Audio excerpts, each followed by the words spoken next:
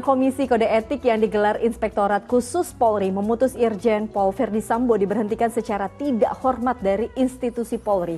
Mantan Kadif Propam tersebut diduga melakukan perbuatan tercela dalam kasus yang melenyapkan nyawa Brigadir Yosua.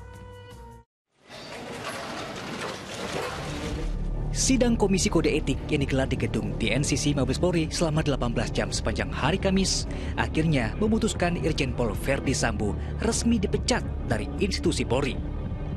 Putusan pemberhentian tidak dengan hormat atau PTDH tersebut disertai dengan sanksi lainnya. Bahwa sanksi yang dijatuhkan yang pertama adalah sanksi etika, yaitu perilaku pelanggar dinyatakan sebagai perbuatan tercela. Dan yang kedua adalah pemberhentian tidak dengan hormat atau PTDH sebagai anggota Polri. Ya, meskipun yang bersangkutan mengajukan banding. Ini merupakan hak yang bersangkutan. Permohonan banding itu bisa jadi karena Sambo sudah mengajukan surat permohonan pengunduran diri. Dalam sidang kode etik profesi yang dipimpin oleh Kabak Intelkam, Komjen Pol Ahmad Doviri tersebut, Sambo tak menepis keterangan 15 orang saksi. 3 saksi diantaranya adalah para tersangka pembunuhan Brigadir Yosua, yakni Barada Eliezer, Bribka Riki Rizal, dan Kuat Ma'ruf. Selain Verdi Sambo, sidang etik juga akan memeriksa sejumlah anggota Polri lain yang diduga terlibat, di mana akan berlangsung selama 30 hari. Iya, kasus pembunuhan Brigadir Yosua yang didalangi oleh Sambo menjadi pusaran, menyeret puluhan nama anggota kepolisian. Dalam surat yang tulis tangan, Sambo ungkapkan penyesalan dan permohonan maaf, baik kepada publik maupun rekan sejawatnya. Ia mengaku siap bertanggung jawab sebagai konsekuensi perbuatannya.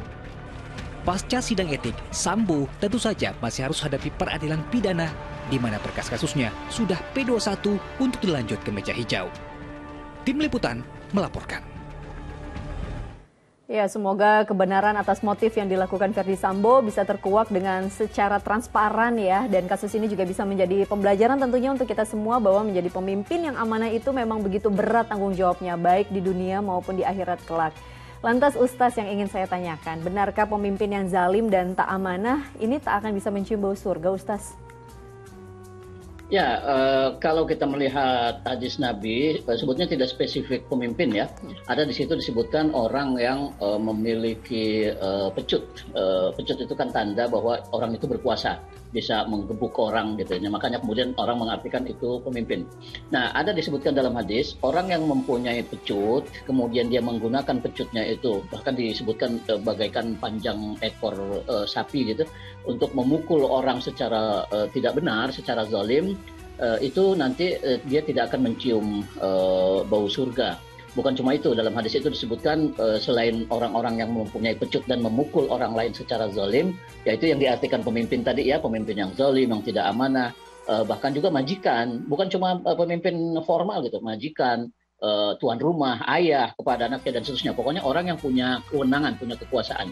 Nah, selain itu dalam hadis itu disebutkan perempuan-perempuan yang disebutkan ariyat. Ariyat itu artinya telanjang, yang memamerkan tubuhnya gitu ya, keindahan tubuhnya, bangga dilihat orang, kecantikan tubuhnya, itu juga dia tidak akan mencium bau surga. Jadi benar sekali kalau ulama banyak yang menyimpulkan ini artinya adalah pemimpin yang zalim, ya karena memang maksud dari hadis ini kurang lebih siapapun yang pada dirinya, di tangannya itu ada kewenangan ya, baik ayah berwenang pada anaknya, pemimpin rumah tangga atau majikan terhadap pembantu asistennya, atau kalau di kantor-kantor ya direktur, pimpinan kantor terhadap karyawan anak buahnya, dan dalam hal negara ya pejabat-pejabat pemerintah terhadap institusinya, terhadap amanat yang diserahkan kepadanya.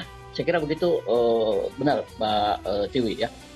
Ya, Ustaz Arifin, ini kan terlepas dari kasus Sambo ya, memang menjadi seorang pemimpin itu kan banyak pro dan kontra. Tidak semua orang bisa, tidak setiap pemimpin itu bisa menyenangkan hati banyak rakyatnya yang dipimpin gitu ya Ustaz ya.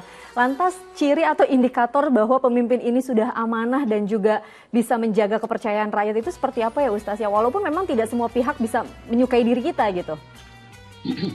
Saya kira rujukannya ke ini aja ya, lihat syarat-syarat seorang pemimpin yang disimpulkan ulama dari hadis-hadis Nabi maupun dari praktek Rasul sebagai seorang pemimpin juga. Nabi Muhammad kan selain Nabi yang membawa risalah agama, kan juga pemimpin ya.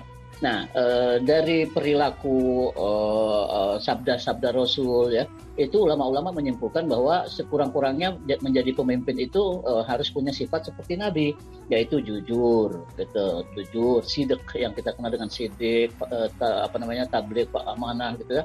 Itu kan sifat-sifat seorang Nabi, seorang pemimpin.